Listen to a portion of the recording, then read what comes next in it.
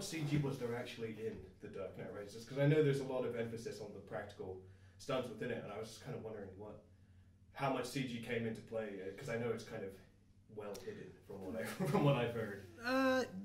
There is a fair proportion of tricky CGI in it, and a lot of it is invisible, which works great for Chris Nolan, but is not great for showcasing what they did. Yeah. They did. I thought they did a marvelous job in Dark Knight Rises, I have to say, and I think whereas Dark Knight was very much a in-your-face special effects film with hospitals blowing up and truck explosions. I think the CGI guys deserve a lot of credit for, the wide shots of the whole city being blown up and the football field, and even our stuff. Building the bat, and we mounted it on a truck, which allowed it to go up, down, bank left, right, tilt forward, spin round, driving through the streets at 60 mile an hour. They painted that truck out, and how they did it. When it's doing 60 mile an hour with explosions going off and snowing, I'm going to give them a lot of credit for this one. Yeah. Well, I mean, in The Dark Knight Rises, it seems that, because a lot of emphasis had been that this wasn't set in a realistic world, and in The Dark Knight Rises, it seemed to push out a little bit, especially when you're bringing in the Bat, which is maybe more of a leap than the Tumbler. So was there a discussion about how you were going to try and integrate that more fantastical element into this real world that would push the boundaries of what it was? Honestly, I was a bit nervous about the Bat when Chris first mentioned it. And I had the conversation with Chris saying, look, Chris, I can't build a real flying bat. Certainly one that's not 28 foot long by 17 foot wide by 12 foot high. I can't do that. Yeah. So I'm worried that too much of this is going to go into the CGI world. He said, no, let's talk. So after a while, I suddenly realised that he'd had a different game plan. Hence, we built 2 full-size bats. We mounted one on this truck to go through the low-level street stuff.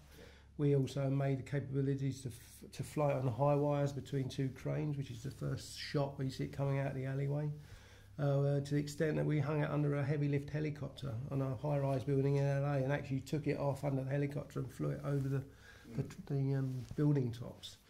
So I was pleasantly surprised how much we did of it in reality, and Chris's methodology was that having something in real gave the CGI guys something to match to.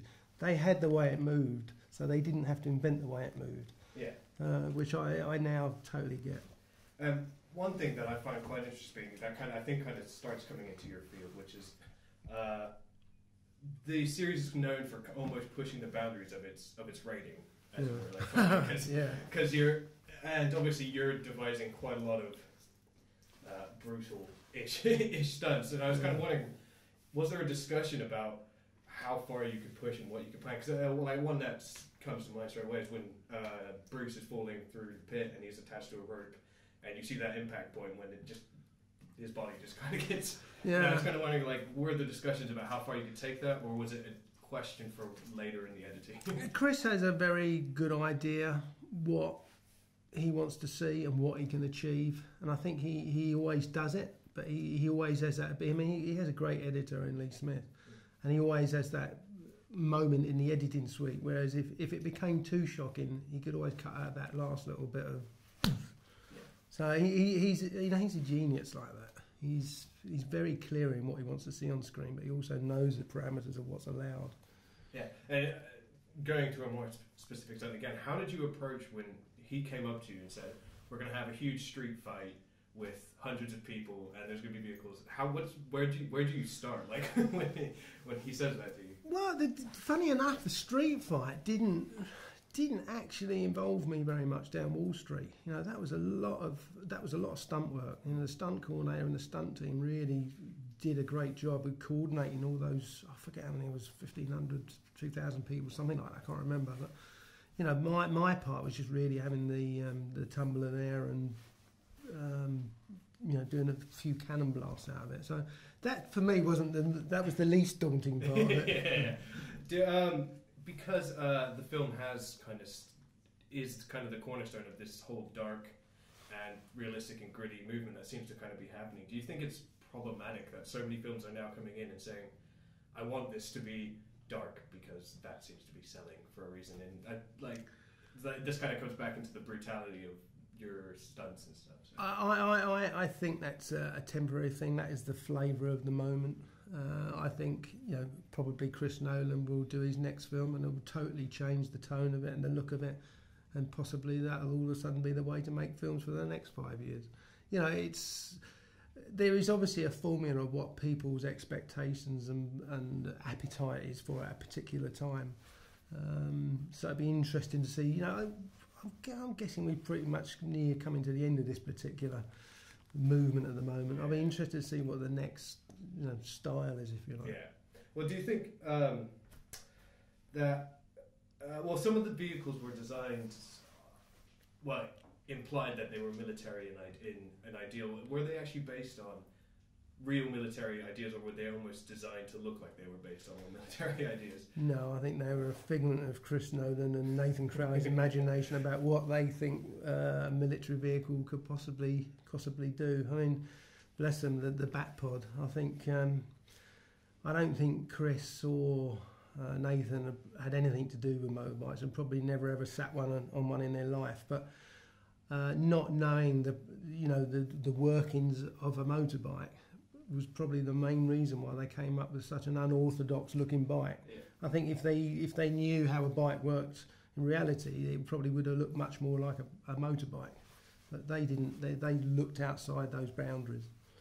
Do you think that, because I have some experience in this, that new filmmakers, CG is so readily available to basically anyone, if you know someone who can do something in After Effects. Do you think that's a problem, because it's almost taken away from that practical learning phase when you have to devise how you're going to shoot something in that? Do you think that's a problem in the long run?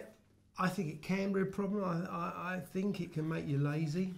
It is a great tool. Used in the right ways, I think it is an absolutely phenomenal tool, but it has to be used where it needs to be used and not just because it can be used. I think that's the basis behind it. Yeah, it kind of comes into something else that I was thinking about. I think CG now has this, it's almost demonized now that so many people are thinking, oh, we should only shoot practical, and I was just kind of wondering, where do you think the line is, what's good for CG? Obviously it changes from project to project, but I don't think this. Oh God, that's a trick. I don't think there's any definite line. I think it just has to be used in the right manner. It's too easy to use it too often, and a lot of the time, if you're under pressure when you're filming to do certain sequences, it's too easy to say no. Let's leave that till post and deal with it in post, because sometimes you lose the spontaneity, you lose the feeling of the moment when you've got 500 people around you doing things. You've lost that as soon as you're into creating it digitally. There are lots of things I can't do special effects wise practically, whether it be for safety reasons, money reasons, or logistic reasons. And the CGI people do great jobs. They do some wonderful stuff. We're probably going to get time for one or two more questions. Okay, cool. Do you think it was 100% necessary to make these working cars for the film? I mean, because one thing I think is was there ever any problems, because you're shooting on IMAX, which is shorter takes, and does that ever complicate things because your cars have to be ready to go, or does it make things easier? Or? No, it doesn't make any difference at all. I mean, I think in the case of the Batmobile and the Batpod, I think they would have been very different movies if they'd been CGI cars. I shudder to think what they would have looked like if they'd have been all. You just don't get that explosiveness and the interaction of Batmobiles hitting walls, and I can't ever think why you would do that. I mean, those cars have done 3 films now, so. What do you think will happen to them? Good question. I mean, there's one of them that's still an original Batmobile in black out in the Warner Brothers archives, and there's one of them out there. There's one version, and there's 2 all around the world doing other promotional stuff. Why do you? Best wrap it up with the last one. Yeah. So, and I guess good place to finish. Why do you think Batman lends itself to this kind of realistic filmmaking? Its stunts and cars and vehicles. Well, I think Batman, they call him a superhero, but he hasn't actually got any superhero powers. Everything he's got, whether it be him flying through the air, you could say is based on a hang glider. All these gadgets are all reality. He can't lift mountains and bore through walls with his eyes. Yeah. You know, and I think that's why it works for Batman, because he is a real person. He's not a superhero.